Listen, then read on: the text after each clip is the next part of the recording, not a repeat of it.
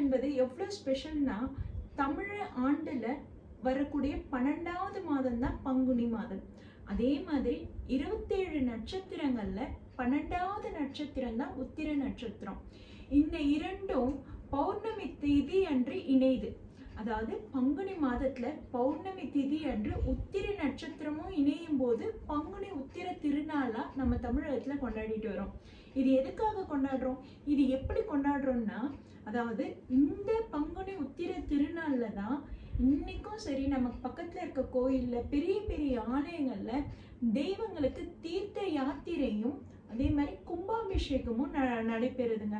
இந்த நாள்ல நம்ம போய் இறைவனை வழிபடும் போது நமக்கு இருக்கிற பாவங்கள், நமக்கு இருக்கிற கர்மாக்கள் எல்லாமே கழியுது. அதாவது இந்த நாள்ல நாம தானங்கள் அதிகமா செய்யணும். அதாவது உணவு தானம், உடை தானம், அதே மாதிரி சில பேர் உலோக தானம் கூட பண்ணுவாங்க. உலோக தானம்ன்றது தங்கம் கூட இருக்கு. அந்த காலத்துல தங்கம்லாம் தானமா பண்ணுவாங்க. அந்த வழிமுறை தான் நம்ம திருமணம் போன்ற விசேஷ நாட்கள்ல தங்கத்துல மொழி எழுதுறோம்.